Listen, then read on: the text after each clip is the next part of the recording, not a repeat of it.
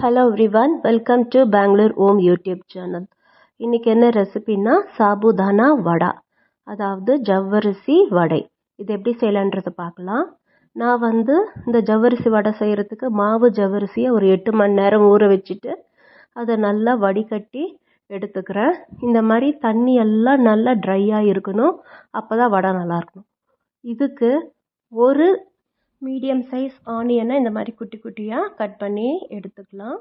இது கூடவே ஒரு 10 பல்லு பூண்டு, 1 இன்ச் அளவு இஞ்சி, இது ரெண்டுத்தையும் நல்லா நசுக்கி க்ரஷ் பண்ணி எடுத்து வச்சுக்கலாம். இது கூட ஒரு கொத்து கருவேப்பிலையும் சாப் பண்ணி வச்சுக்கலாம். இப்போ நான் சொன்ன இந்த ஆனியன், இஞ்சி, பூண்டு, கருவேப்பிலை இது எல்லாத்தையும் இந்த ஜவ்வரிசி கூட சேர்த்துட்டு 1 ஸ்பூன் சோம்பு, 2 சாப் பண்ண கிரீன் சில்லி சேர்த்துக்கலாம். இது கூட நான் 2 மீடியம் சைஸ் உருளைக்கிழங்கு வேக வச்சு வச்சுருக்கிறேன். அந்த உருளைக்கிழங்கையும் இந்த இன்க்ரீடியன்ஸ் கூட சேர்த்து நல்லா பிசைஞ்சு எடுத்துக்கலாம். நான் எடுத்திருக்கிற ஜவ்வரிசி அளவுக்கு நான் 1 கப் ஜவ்வரிசி எடுத்திருக்கேன். அதுக்கு 2 மீடியம் சைஸ் உருளைக்கிழங்கு சேர்த்துருக்குறேன். இது 2 சேர்த்தா கரெக்டாக இருக்கும். இப்போ இதில் 2 டேபிள் ஸ்பூன் ஃப்ரைட் கிராம்தால நல்லா நைஸாக பவுடர் பண்ணி அதை நான் இதில் சேர்த்துக்கிறேன். நல்லா பொடி பண்ணி அதை சேர்த்துட்டு இதுக்கு தேவையான அளவு உப்பு சேர்த்துருக்கேன்.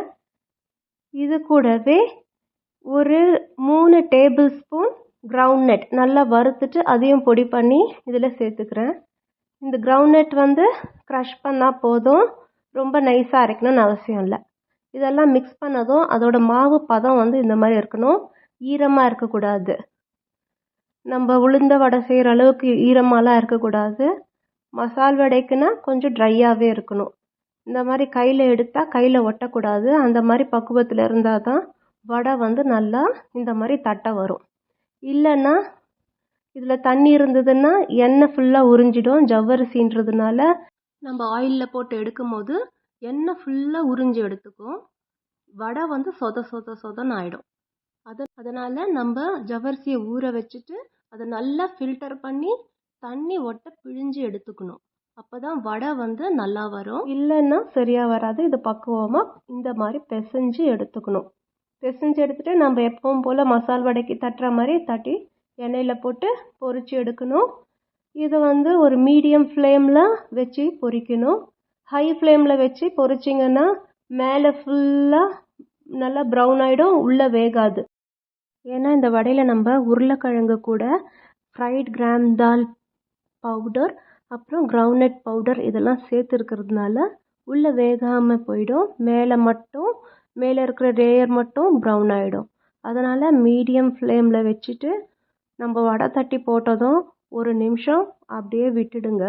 அதுவே வெந்து மேலே மிதக்கும் வடை.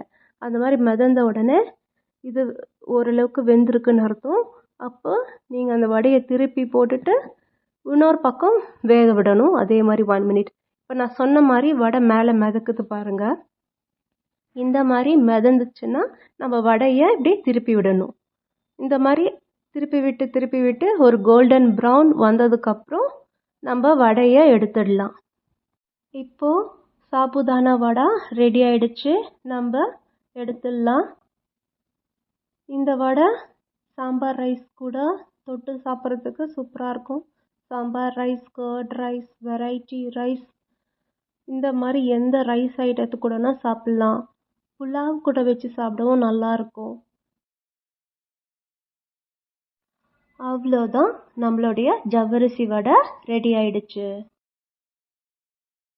நீங்கள் இந்த ஜவ்வரிசி வடையை கண்டிப்பாக ட்ரை பண்ணி பாருங்கள்.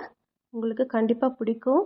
ட்ரை பண்ணி பார்த்துட்டு எப்படி இருந்ததுன்ட்டு எனக்கு கமெண்ட்ஸில் சொல்லுங்கள். இந்த ரெசிபி உங்களுக்கு பிடிச்சிருந்தா லைக் பண்ணுங்கள். இந்த வீடியோவை மற்றவங்களுக்கும் ஷேர் பண்ணுங்கள். கூடவே சப்ஸ்கிரைப் பண்ணி வச்சுக்கோங்க.